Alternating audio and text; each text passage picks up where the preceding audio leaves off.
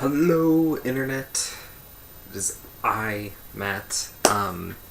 Fair warning, this is more of a entry for me. I just got back from Denver Comic Con 2013. There was some good and some bad, and I just wanted to talk about it, and I'll be going through comics, so I guess kind of a haul video, even though I normally don't do those, just to kind of give my girlfriend and I spent like hundreds of dollars on comics, but got a lot for it, so that's how they get you, right? But I wanted to talk about some of the events and things while going through. But to start off, I got to talk to a lot of great local writers. So there was some cool indie stuff. Speaking of which, this I'm really looking forward to. Sam Spina and Noah Van Sciver, two local legends on this thing. Should be pretty sweet. Also, a friend of mine finally got this off the ground.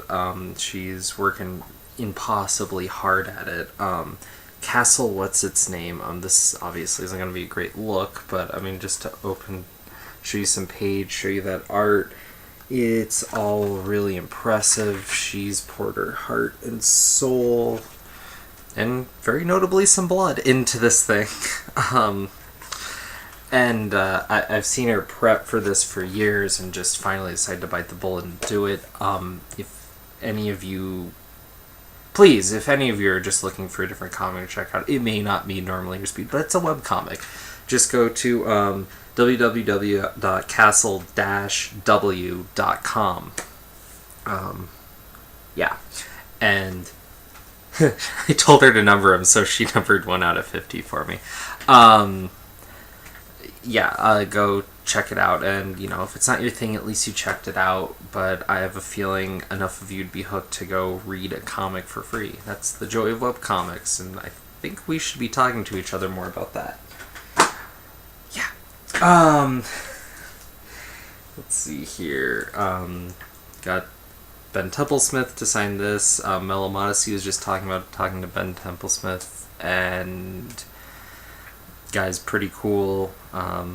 I already have pretty much everything signed by him anyways. I was actually just grabbed this because I could go have an excuse to get something else signed, really. And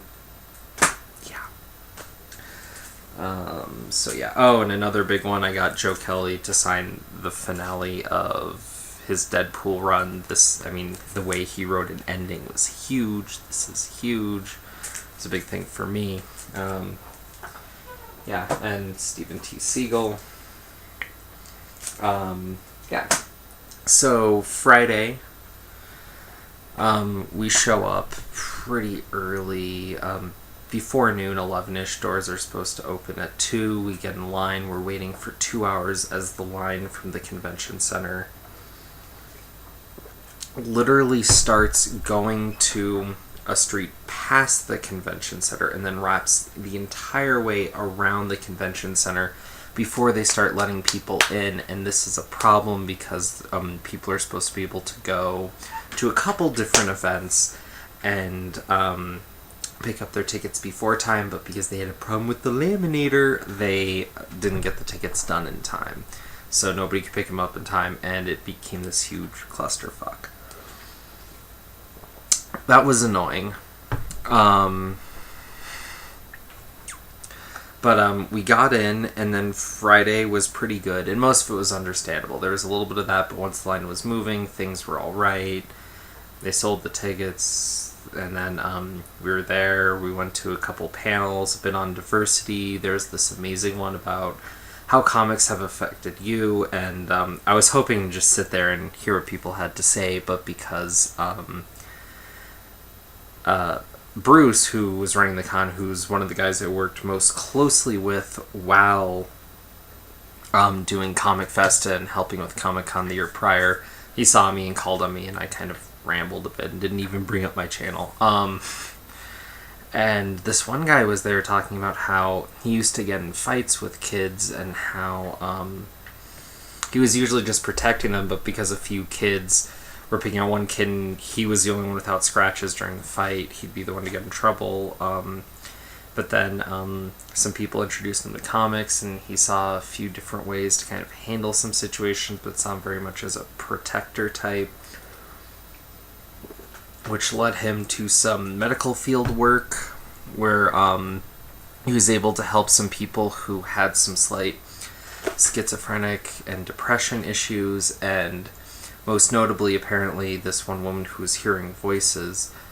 He said he used a Deadpool comic to illustrate this. From what I can understand, it was from Ways Run, when Deadpool was in the hospital, and saying, you may be hearing those voices, but you don't have to listen to them. And this woman came to him a few weeks later and said, I'm trying to be more like Deadpool. I'm trying to ignore these voices and just get on with my life, which did more for her than apparently a lot of the medication was doing. Some of the doctors were upset with that, but it helped her out for however crazy that is, right? And for whatever reason, some other comic led this kid to go on to gunsmithing. So that was a weird, crazy story. And also in that panel there was this Native American gentleman who was not pushing, at that point he was just saying how representation, all that, did a lot for him and how comics hooked him in, but he was looking for better Native American representations, which led me to another panel another day. They're talking about Native American representation, which was very interesting. And it's always interesting to hear from these minority groups how they interpret their culture's depiction, especially in comics, for me, obviously. And he was saying with Native Americans, there's always the headdress, the leather, the this, that. And he's kind of pointing to these things, and and he's saying, like, we're always the stereotype, and I understood that, but then he put Forge up there, but then later he turned around and said that Forge was a really good depiction because he wasn't this, like, mystic or, like, totally native, but he happened to be Native American, and he was totally this technological whiz, and he was just this character. But apparently, I guess some of the initial depiction with the feather did that. But I can tell you, turning around, a lot of mostly white literary critics would turn around and say, if you take away that feather, if you take any way that defines him specifically as a Native American from that culture and just make him native, then he's just a whitewashed character, is the way they refer to that when you have a character who's supposedly of another race but doesn't have anything really defining them to be of that. So it's this thing where, and this is, I think, the real problem with depiction and people being afraid to put in race, is that any writer who wants to throw in a character, just make them black, because why not? They need another character, and there's no reason for them not to be black, and they don't want to do white. But then they get afraid because people are going to be much more likely to complain about that specifically if they do that sort of thing. So it's like, if you write a character, unless you have all this intent and all that, unless you're willing to just be like, oh yeah, he's black. Why? Because he was. People will, like, more notably complain and will bring bad things to the book, and it's this weird thought that kept going through my head as I heard all this sexism, minority stuff. I kept thinking, like, I understand where you're coming from, but you're complaining about all these different depictions, and a lot of the things that they were pointing out is, like, there's the spirit animal, there's the hunky thing, there's the, women that are kind of doe-eyed and, very nurturing, and then there's the tie to the land, and then the alcohol thing, and the casino thing, and all this, and I'm like, at a certain point, I'm like, well, you're saying all this stuff is just how Indians are represented, but at a certain point, like, how do you have a character that's an Indian character without bringing up any of this? Like, it just, I don't know, it was odd. And apparently Tonto is a very complicated thing, as I assume would be Kato. So I don't know, that was all very interesting. I've been drawing comics, another Noah Van Sciver, blah blah blah. The Pantheon Project, which we haven't heard about it, is a couple local creators, or you know. I don't know. Yeah, so then, yeah, so there's all that, which was all good, and getting in the panels and was good, and obviously I got to go in the shops and was good, and continue. But then, Saturday, we show up, we have our tickets, and, there's this line, and we're confused because I have my badge, and so I walk in the door. I didn't really think about it, and some guy was yelling, "It's a con, people make noise." I didn't really think about it. And, oh, quick aside, I got this for like $5. It's this $30 art book from Vampire Hunter D. This is how art books should be. This thing is thick, and it's just tons of it. It's awesome.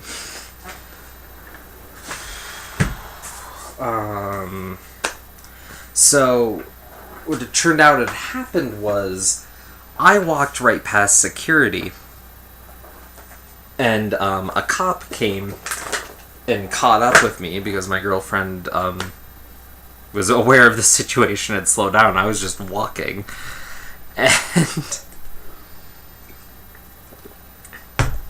so the cop said I had to come back and do all this, and I got into a weird argument with the security guy, who is a hired private security kind of person, not con staff or anything like that. And he said, "You heard me, you heard what I said." And I was like, "I heard someone yelling. I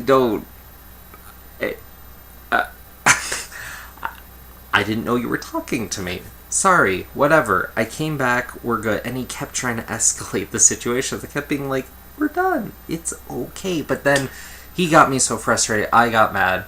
And then I started saying, they're saying, "Well, you need to go in the line." I'm like, "I have my badge. I paid to get in. Let me in."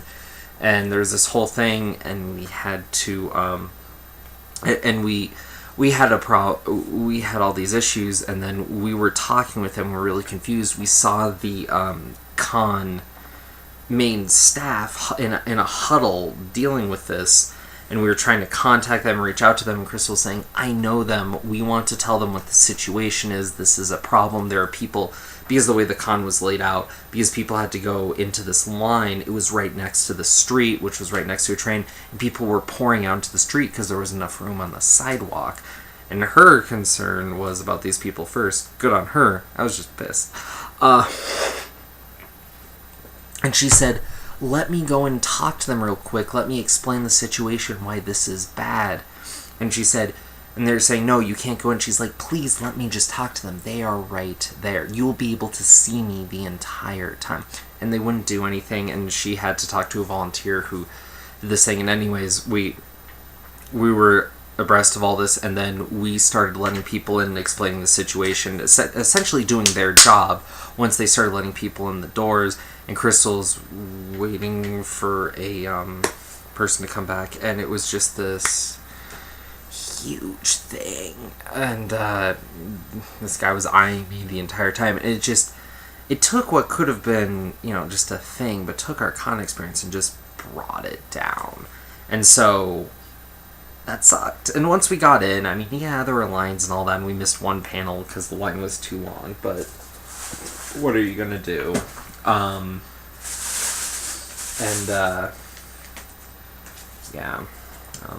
Indie, obviously.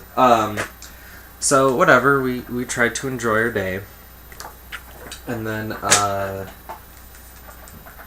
this is a big one, sorry, aside. Black Alpha, Tom Raish has been working on this forever. I am really excited to read this. Hopefully I'll get to sit down and talk to him about this. He has designs and models of stuff that are going to be in the background of The Big Bang Theory. He's talking to USA Today. This is a big project. There's animation coming out. You guys are going to be seeing this, but Black Alpha should be awesome. Like, big sci-fi thing. Anyways. So Sunday, we get there. Guess what we find? Giant line to get in. People pouring to the streets again, but it was a little bit better handled this time. They kind of blocked off the streets, but we were just like, So I went to the same door, which is literally the corner right next to this line where they're slowly letting the basically unless you were a vendor, a guest, or a VIP person, there was this line, and the entirety of this con, which clocked in at being the third or fourth largest con in the country at this point. To give you a rough idea, it's a shit ton of people. One door, not like one door panel like side, literally one door up a flight of stairs. They're trying to push everyone through, and we saw this line, and we're like, we walked down part of the way, we walked down one corner, and then next corner you can kind of see where it was, and people are just pouring around the next corner, and we're like, fuck this. We started walking back. We were on the edge of the sidewalk. And again, this not the con staff, but the hired event staff, or the hired thugs as they really were yelling at us because we were on the side of the sidewalk walking. And then he said, well, you need to get in the middle of the sidewalk. And right next to where we were walking was the line that we were trying to get to the end of. And he said, you just need to get in the middle. In order to do that, we're basically cutting. Like, there's nothing to say, like, if we got there that we couldn't cut. And he's like, just follow me. Look how easy this is. And I said, yeah, it's easy to you. Your event staff, when you do it, they understand that you're there. We are just people. If we do that and we're cutting, we're going to piss everyone off, and rightfully so. And he's like, well, blah, blah, blah. And it's like, and admittedly, at first when he said, what are you doing walking on the edge of the sidewalk? I thought he was joking. I was wrong. I don't know how, but there you go. Apparently walking on the sidewalk was a breach of security. Really?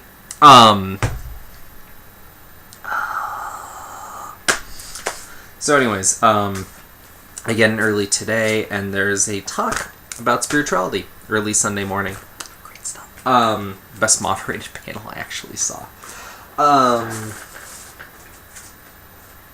So yeah, and here's one of from the Indian booth, Super Indian. I'd be curious to see how this goes. And that was awesome when we were doing that.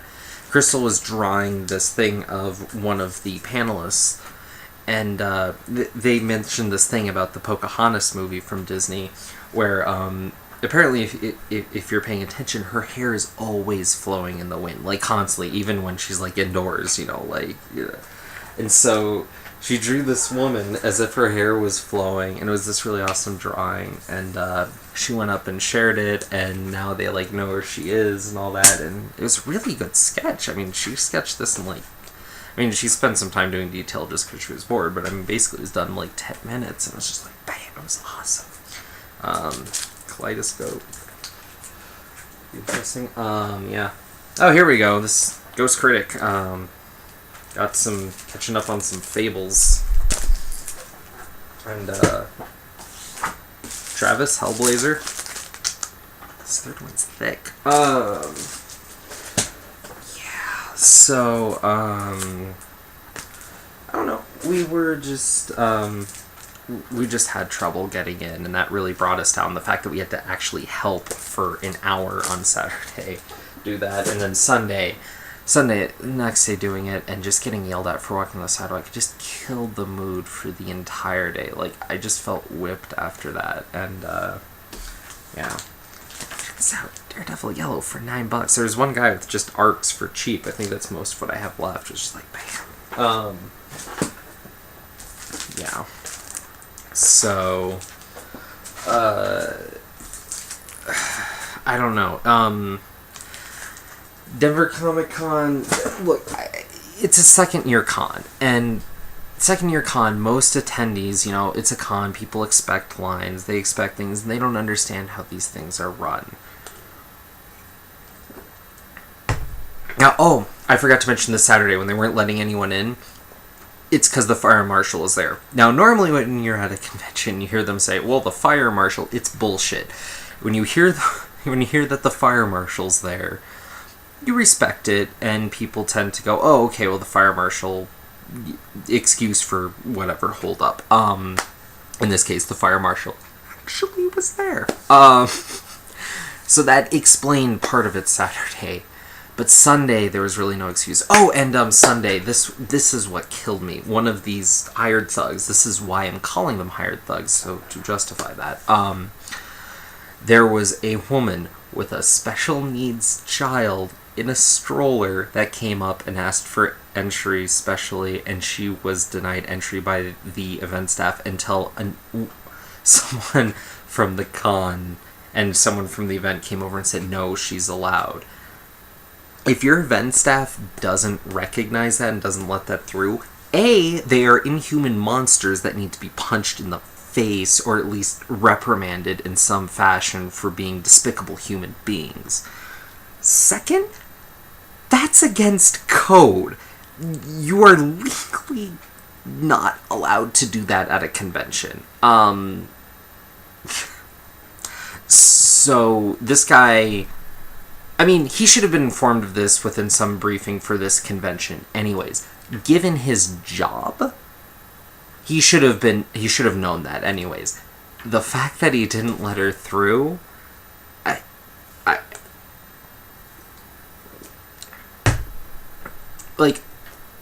I was pissed. I couldn't get in. I recognized that.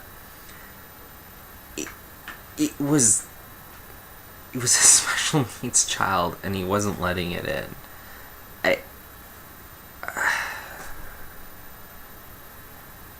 I told other people that we knew on the staff about this, and their jaw hit the floor. They were disgusted. They were repulsed, and I'm hoping at the very least that sort of thing is recognized and dealt with in the future, because that was repugnant on so many levels. That is really the moment that I tried to enjoy the con, but I was just... all day people are asking me if I was okay and stuff. I couldn't smile unless something specific was going on at the moment. It killed me. Yeah. Anyways, back to the comics. Yeah. So, I'm sure most of you are aware, there's this group, Man of Action, who is Joe Kelly, Stephen T. Siegel, and Joe Casey, and someone else. I'm sorry, I can't remember the name, honestly. But Joe Kelly and Stephen T. Siegel was there, and Stephen T. Siegel was at the con last year because he's actually, he went to college here and whatnot.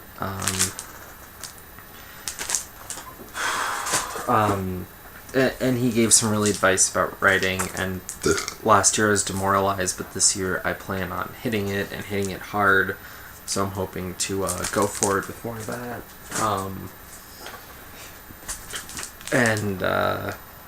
Yeah, I don't know, they had some really interesting things to say.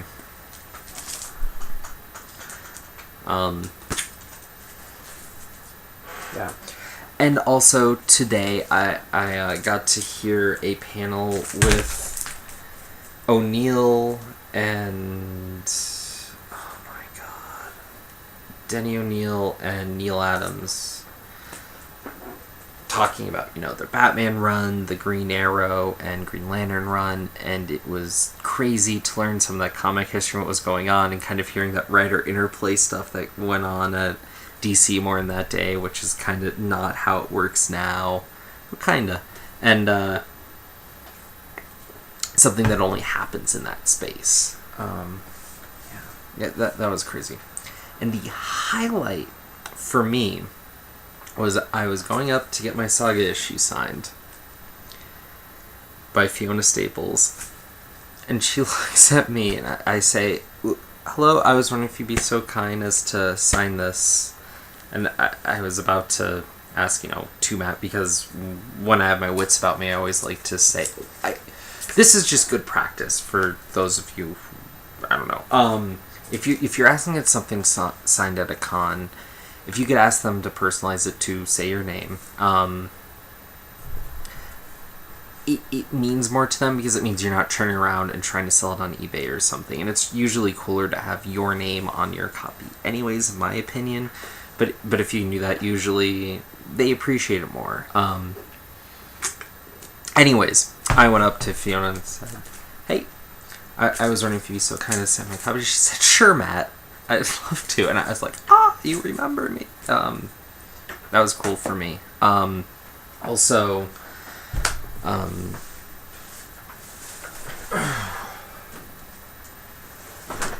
Crystal, this is not Fiona Staples, but if any of you are familiar with Black Sad, which was a big Eisner thing just in these last couple of years, she got this crazy awesome print, which set her back $100, but this is on canvas, which is something rare, but look at that, that's beautiful, right?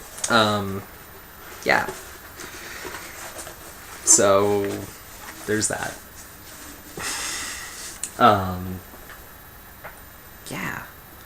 So, we obviously bought a metric ton of comics, and I showed you my haul. She bought a chunk as well.